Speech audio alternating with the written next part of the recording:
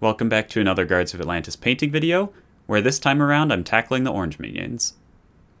I'm going to be showing 3 different approaches for painting them, 2 done without an airbrush, and 1 with an airbrush, and you can pick whichever of these you prefer, or just take whatever pieces or steps of this you find useful and ignore the rest.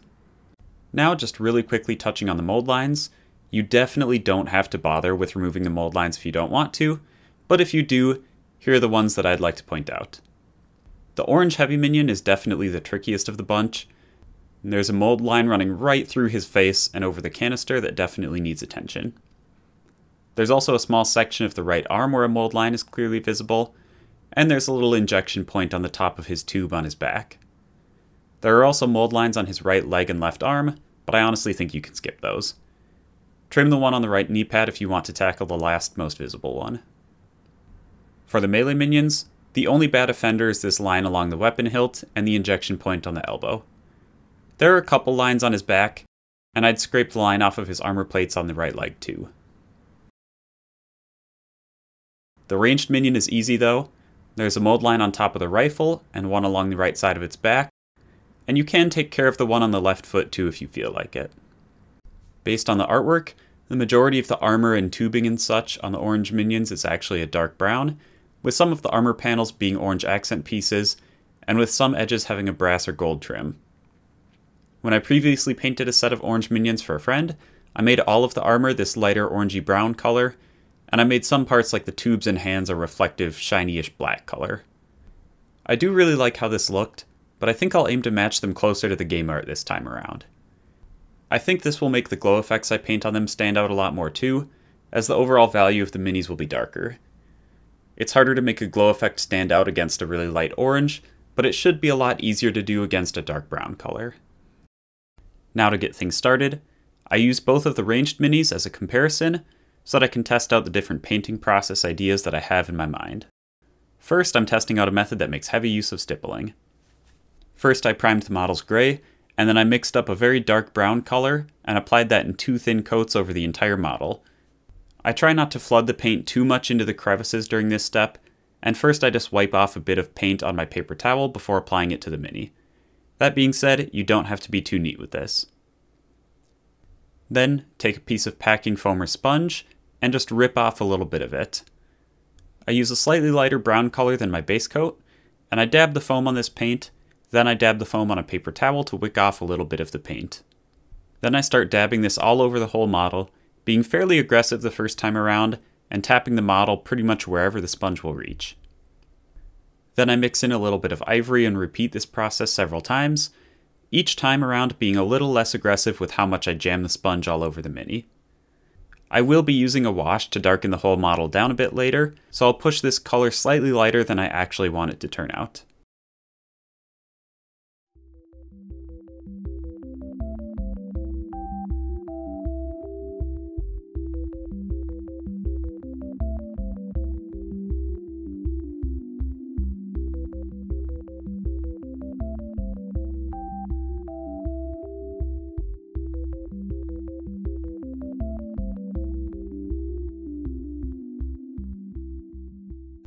When that step is done, I then stipple my orange color of choice onto the shoulder pads and the other accent panels, just choosing a few that seem right. I do the same process, but I use a smaller piece of foam, and I try to be careful not to get orange on the other surfaces. Using a pair of tweezers definitely helped me to apply this a bit more carefully than if I was just using my fingers. I also think my highlight layer here was a bit too white. I probably should have worked up to a richer orange or an orangey yellow, but no huge deal. That's not hard to fix or change in the future.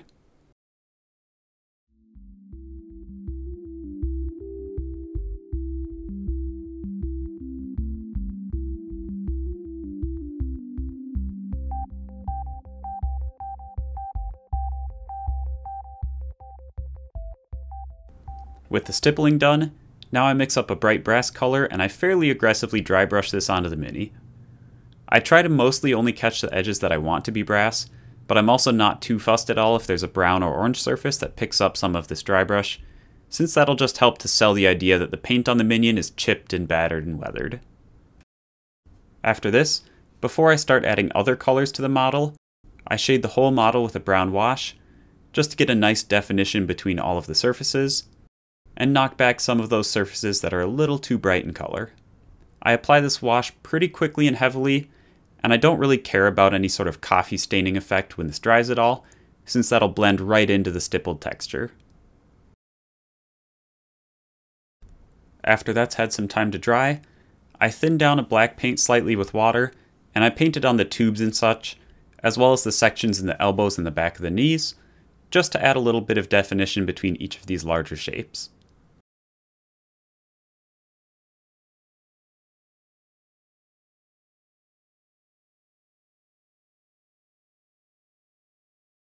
I also decided to paint its ammo belt with this black. I decided to just leave the rifle a brown color for simplicity's sake, but you could paint this black or metal or any other color that you want to make it. And also, don't forget to paint the hair and the gloves with this black color while you're at it. After this, I go on to some highlights, and you can be as quick with this or as thorough with this as you want to be. First, I highlight the blacks with a gray color, doing this in several layers to really build up that highlight. You could also just use a dry brush here, which would be great for bringing extra quickly on the little tubes and the hair and such, but I was worried that this would kind of spill over onto the other surfaces too much, so I just used the old reliable paintbrush. At this point, I also took an orange paint, and I glazed it over all the orange armor panels, and then highlighted up to a nice pale yellow color, really spending a lot of time building up the vibrancy here and pushing the highlights really far, because I want these orange panels to really be a focus on the Mini. This didn't actually take that much time though, because there are really only a small handful of orange armor panels.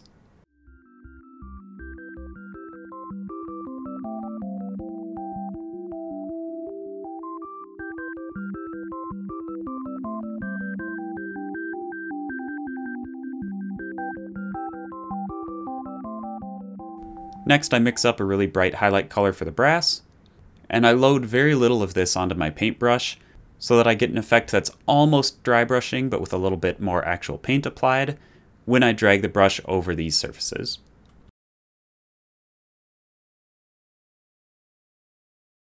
Now it's time to move on to the glow effect, and I base coat all of the actual glowing things, in this case just the eyelens and the muzzle of the rifle, with a pure white color. Pro Acryl's Bold Titanium White is thin enough that you can just use it straight without thinning it, but if you're using any sort of thicker or more heavy-bodied white paint, I suggest thinning this down with a bit of water so that it doesn't go on too thick and runs nicely off your brush and into these little circular shapes.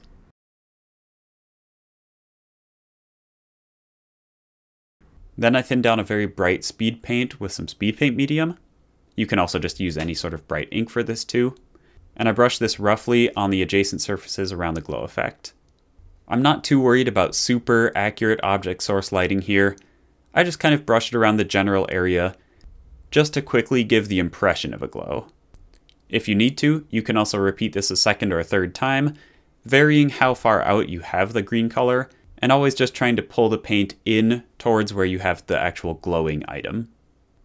After that, I dotted the center of the glow white again, and then I just took a very bright green acrylic color, mixed it with some ivory, and sort of gently dry brushed this around the glow areas to give them a little bit more pop.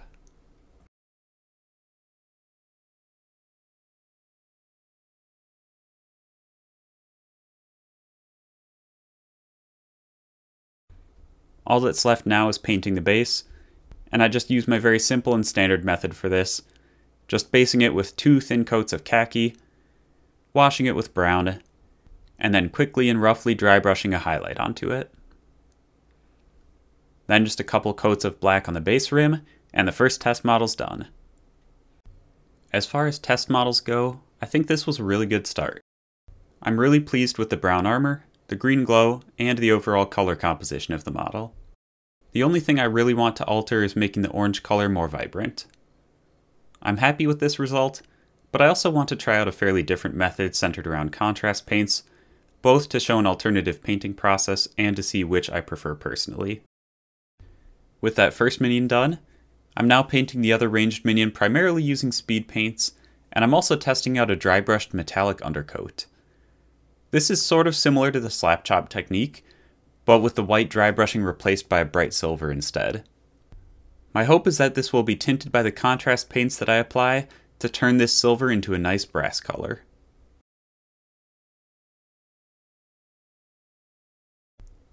With the minion primed gray, I then dry brush it heavily with a very bright silver color, and then I apply my contrast paints. First I tried putting Iandan yellow contrast paint on the accent armor panels, but that proved to be a little too light and too yellow, so I went over this again with Nazdrag yellow. I painted the rest of the model with thinned down Wildwood contrast paint, with a bit of Gorgrunta fur mixed in to make it slightly more of a ruddy brown. But obviously you can use whatever brown color you prefer.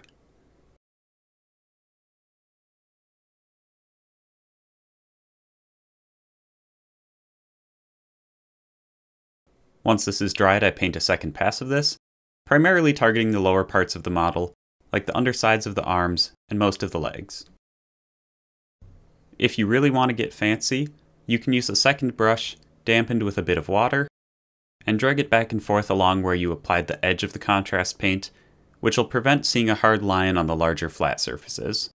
But this is definitely not mandatory to get a good result. And if you want to make the color deeper, you can apply a third coat of contrast paint, or just use thicker mixes, but I honestly just couldn't be bothered, and I decided that 2 passes was good enough for me.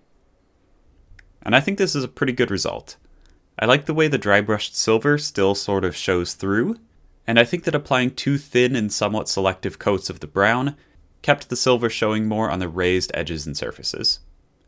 Compared to the previous mini, the brown is definitely a bit lighter, and I probably could use another coat of dark contrast paint or acrylic paint in the shadows to add some more color depth, but honestly I just can't really be bothered with that. And you can really paint the base at any point, but between waiting for the contrast paint layers to dry, I also just started painting a couple thin layers of my ochre khaki color mix on the base. Then I move on to refining the orange armor sections. I wanted the orange to still look more vibrant, so I took an orange paint and applied a thin layer of this, covering the raised sides of the panels. Then I highlighted it up in a couple steps by mixing in a bright yellow, and then added highlight lines by mixing in pale yellow.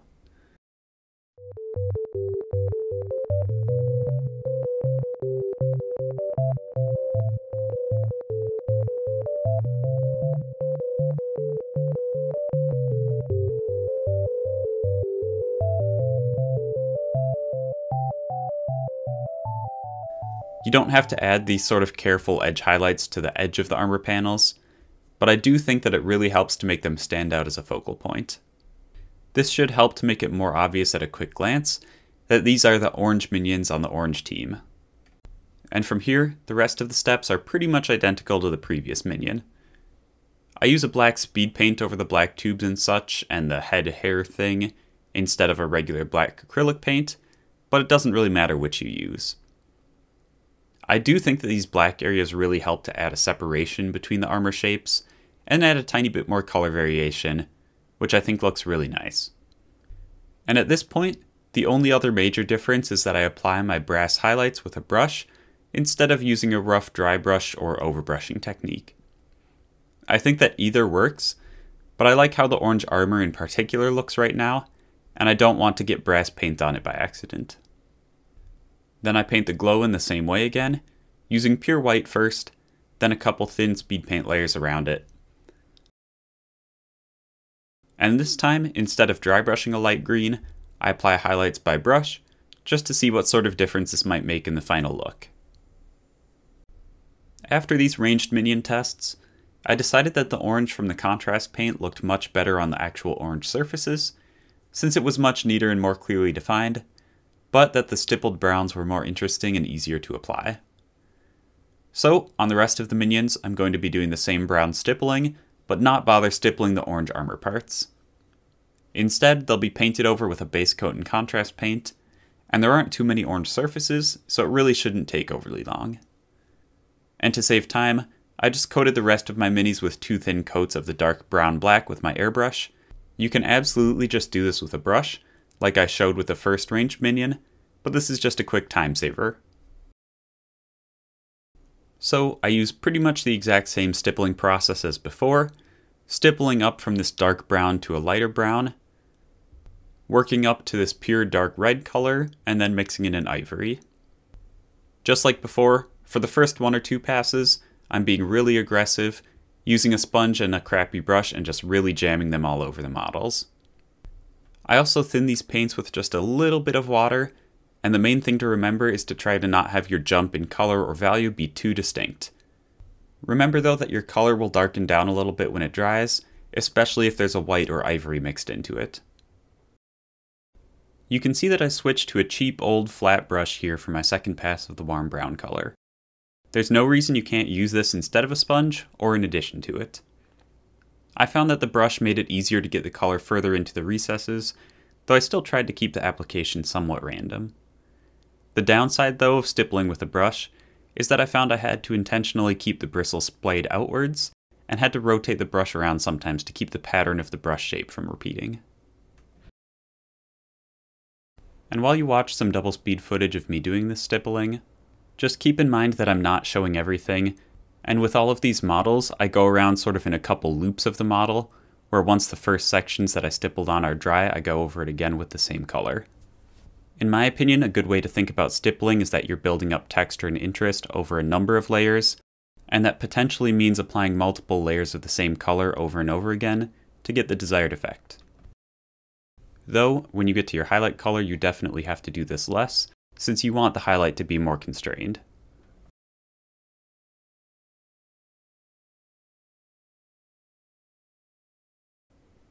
You could possibly end with a light dry brush here, but I personally didn't bother with it.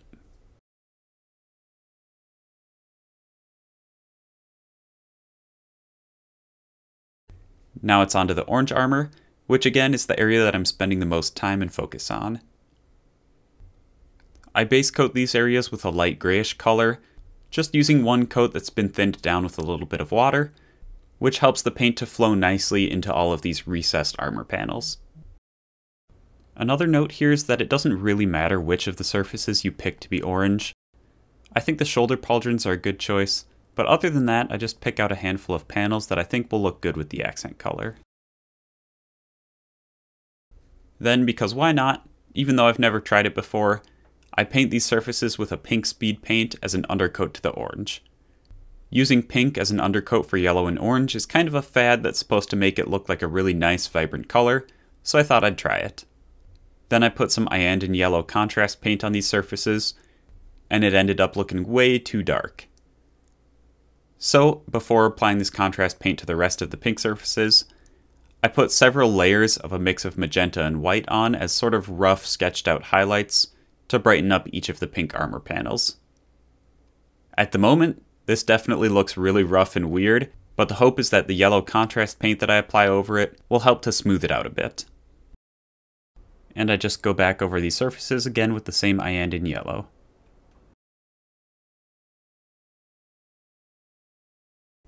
Now in this side-by-side comparison, you can see what a big difference this makes, and I think applying the highlight layers mixing magenta and white is definitely going to be pretty necessary. Especially on the large yellow surfaces on the Elite minion, I also try to keep this a little bit neater and work it up in several thin layers.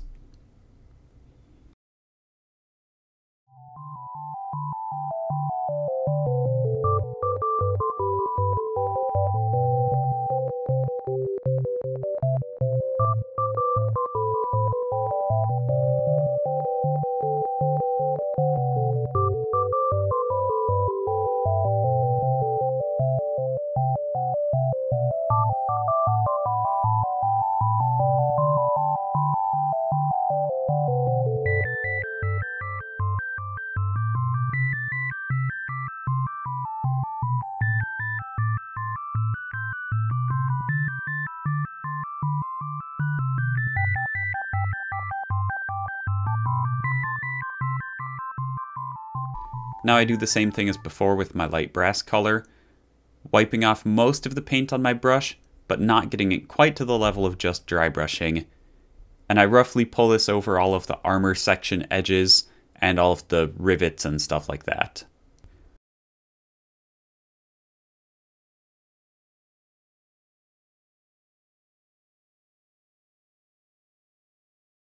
Once that's done, now I decide to mix a 1-to-1 ratio of brown wash and black wash, and I shade the whole model with this, only avoiding the orange armor and the large flat surfaces.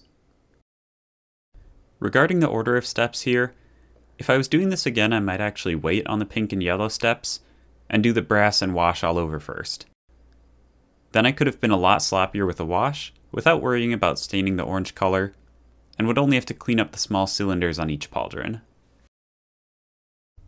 I like the result that I got previously with all the black surfaces, so I just do the same thing, thinning down a black paint so that it flows nicely into all of these recessed areas, and then highlighting it in a couple layers up to a medium gray color.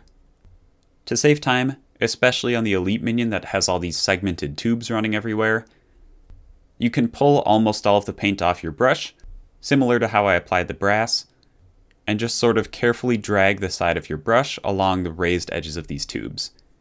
If you do this right, it should be a nice way to quickly highlight all of the tube segments, but just be aware that if you have too much paint on your brush, or if the paint has been thinned down too much, it might just sort of run off of your brush too easily and flood into those recessed segment areas.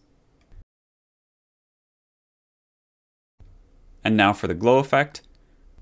Again, I like what I did before, so I'm just following those same steps. On the melee minions, I decided to give them a glowing eye and a glow on the center orb thing in their hammer, but you can pick any parts you'd like to have this glow effect. For example, you can pick the smokestacks, the other end of the hammer, the big rectangular grills, whatever you want really. Of course, you could also choose to just not paint any glow effects if you don't want to spend the time on it. For the elite, the glowing eyes were an obvious choice, and I also make the circular tube connectors glow. I planned to go the extra mile and paint a liquid effect in the central tube cylinder, but this would be a great candidate for a glow effect if you don't want to do that. Also keep in mind that you can sub out this green glow color for whatever you want. I just think the green looks nice, but I think pink, purple, or blue would all look pretty awesome. The only problem with painting a blue glow is that there's a blue team of minions, and I want to make it really clear that this is not part of the blue team.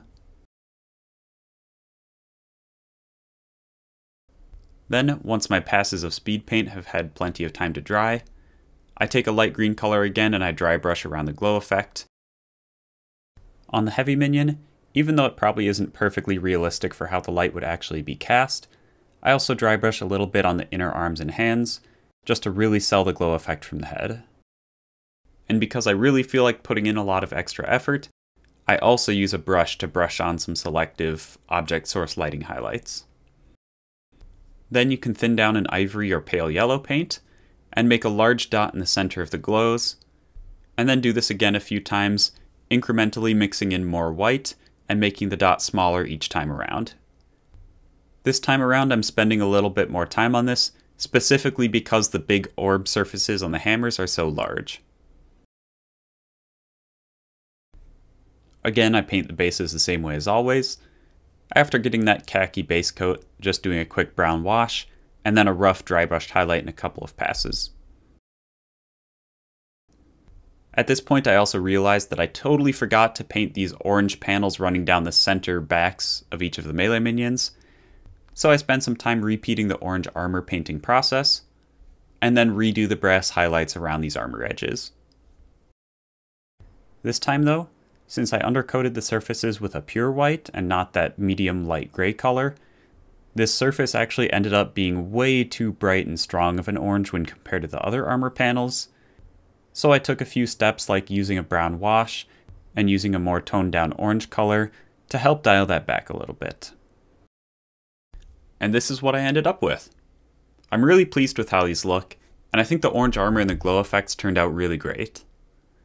I definitely understand that not everyone will want to spend as much time on their minions as I have, and if that's you, I think that just stopping after painting the brown and orange armor is more than enough. You can still do a brass dry brush or overbrush if you want to, which will add a lot of interest, but I think as long as you have the orange and the brown on the model, and they look like a little bit more than just a base flat color, it'll look great. And now, I aim not to use my airbrush in my Guards of Atlantis tutorials, as I'm betting that most people painting their Guards of Atlantis models won't own one, but as a bonus, here's how I would make the process a lot easier by incorporating my airbrush into the workflow. I'm doing this on the second elite minion, as that's where it will probably make the most noticeable of a difference, since it has the biggest surfaces on it. So first, I take my warm brown color, and I airbrush it all over the model. I want to airbrush the shadows in later, so I don't mix any darker brown or black in with this right away. Then in several light passes, I do a zenithal highlight by mixing in some ivory, just using the same colors that I used while stippling the previous models. If you want, you can add a bit of orange or yellow to this, or highlight up with a lighter brown color if you think this looks a bit too desaturated. For this, I'm also completely ignoring the surfaces that will end up being orange. After this, I airbrush highlight the orange surfaces, leaving just a little bit of brown in the shadows.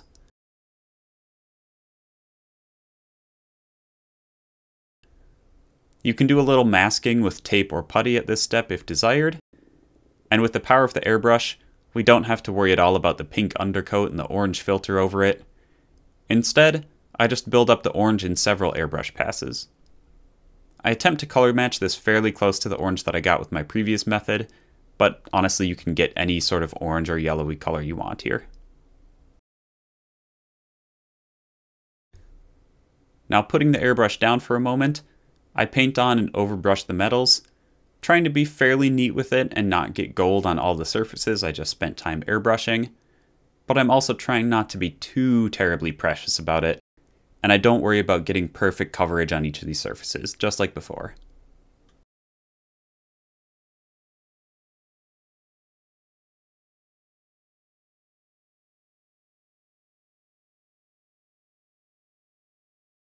Once that's done, I'm going to be using my airbrush to do some shading, and I applied the metals first so that this shading will also hit those at the same time. I tried to do a pretty gentle airbrush, mixing a dark brown-black color, and then going to almost pure black, just sort of putting this on the undersides of any surfaces, and on the areas that I feel like should just have a bit more shadow to them. I went pretty heavy with this, maybe a little too heavy even, but you can obviously do whatever level of this you want. When I had this pretty much black color in my airbrush, I also used it to gently airbrush the hands and some of the black tube areas that I felt like I could get confidently without too much spillover onto the brown or orange surfaces. That was a lot of time saving with the airbrush, but now I'm pretty much done with it, and I switched to doing the same dark brownish black wash as before, still avoiding the large surfaces, wiping it off with a damp brush if necessary. And obviously if you want to get more advanced, you could do something like an oil wash here, but you definitely don't have to.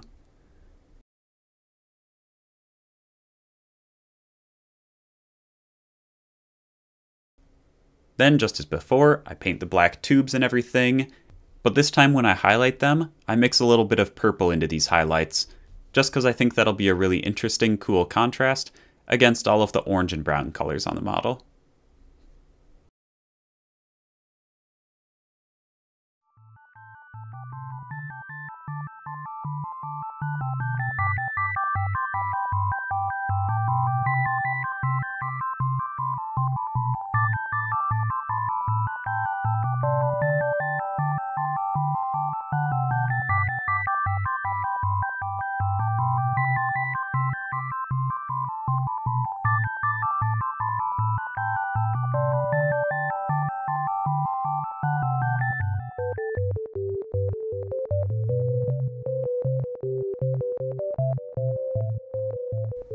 I also painted an edge highlight on the orange surfaces, tracing around most of the panel edges that are facing upwards.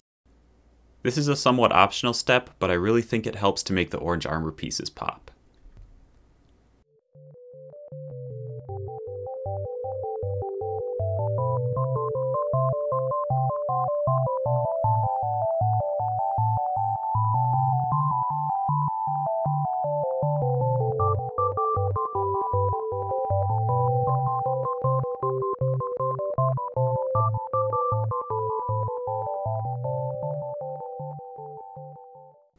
I also edge highlight the brown armor while I'm at it, and this is definitely an optional step.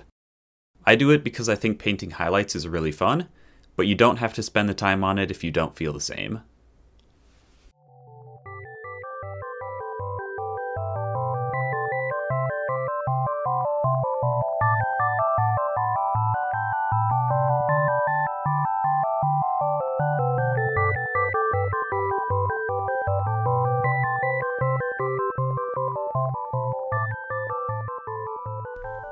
I start painting the glow the same way, blocking in all of the glowing areas with white, but this time instead of applying the glow effect with a brush, I instead break the airbrush back out and just gently airbrush a greenish color, it can be a speed paint if you want or an acrylic paint, around each of these surfaces.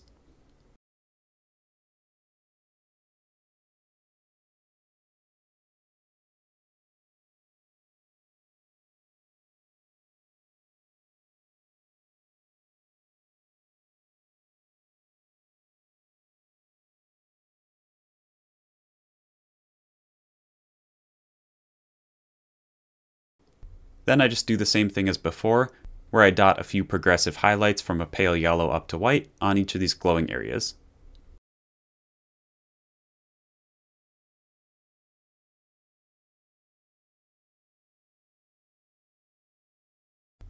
And on to the last thing that I said that I would do.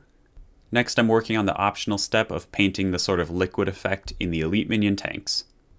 I think the most important thing when you're painting a liquid effect is just to have a pretty well-defined and fairly straight border between the black and the actual surface of the liquid. And from there, it's just a matter of starting with a darkish green color and building up to a lightish green color, and then adding in some little random dots in the liquid effect to represent some bubbles.